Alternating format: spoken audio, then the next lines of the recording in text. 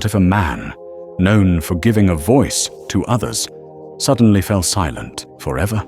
How did a beloved actor who enriched our screens and hearts become the victim of a brutal assault right outside his own home? Jonathan Joss, celebrated as John Redcorn in King of the Hill and Chief Ken Hotate in Parks and Recreation, met a tragic end in San Antonio, Texas. But what sparked this nightmare?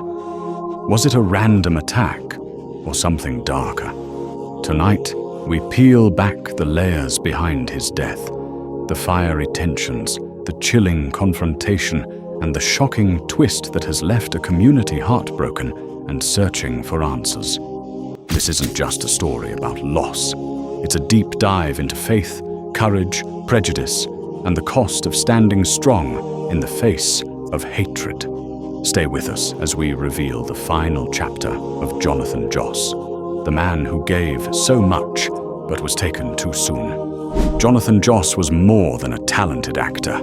He was a proud Native American, honored both by the Comanche and White Mountain Apache tribes. Born and raised in Oklahoma, he carried his heritage with dignity, bringing authentic indigenous stories to life on screen.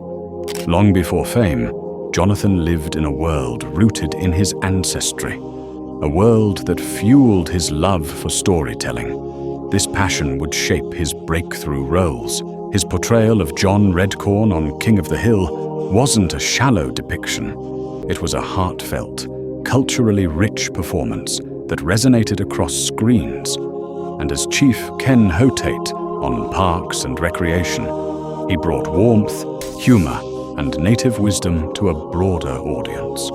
Despite his rising star, Jonathan stayed humble, grounded by love, family, and faith.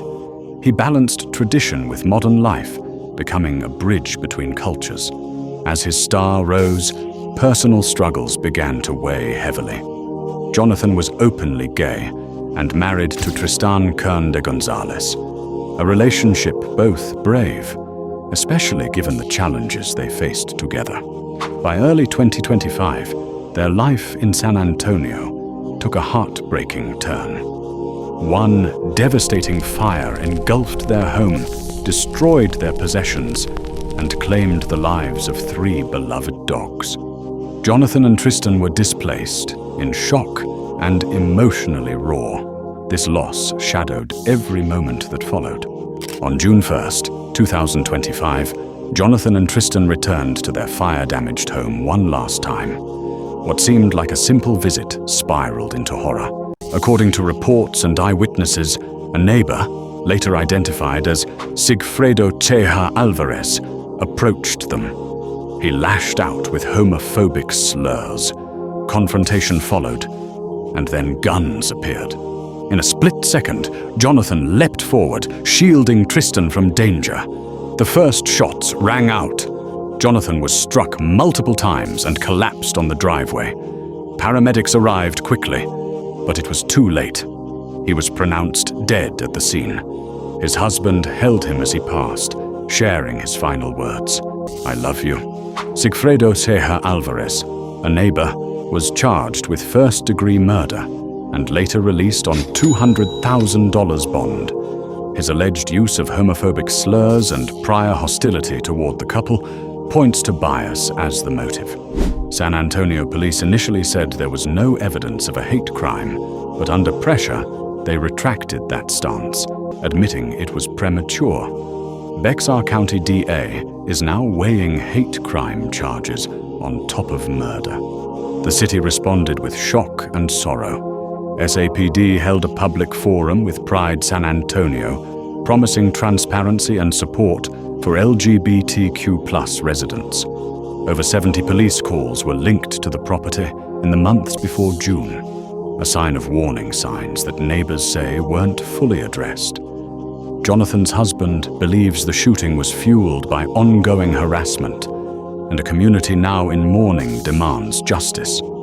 Jonathan Joss wasn't just a talented performer, he was a symbol. His role as John Redcorn in King of the Hill shattered stereotypes, bringing indigenous culture to mainstream audiences with respect and heart. His work in parks and recreation continued that mission. He also fought quietly for better representation of Native Americans and LGBTQ+ people, showing others that you could live authentically, with pride and courage. Fans and colleagues have shared tributes, remembering his warmth and professionalism. Tribes and advocacy groups issued statements condemning the violence and honoring his legacy. His death sparked vital conversations about representation, inclusion, and justice. Jonathan was set to reprise John Redcorn in the King of the Hill revival on Hulu, scheduled for August 2025. Now, the show faces the challenge, but also the opportunity to honor his legacy properly. Meanwhile, the legal process moves forward.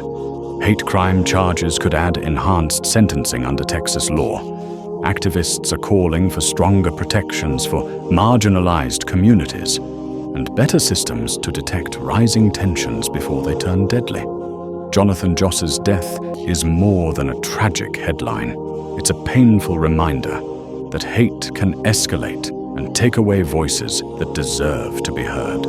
His loss demands more than tears.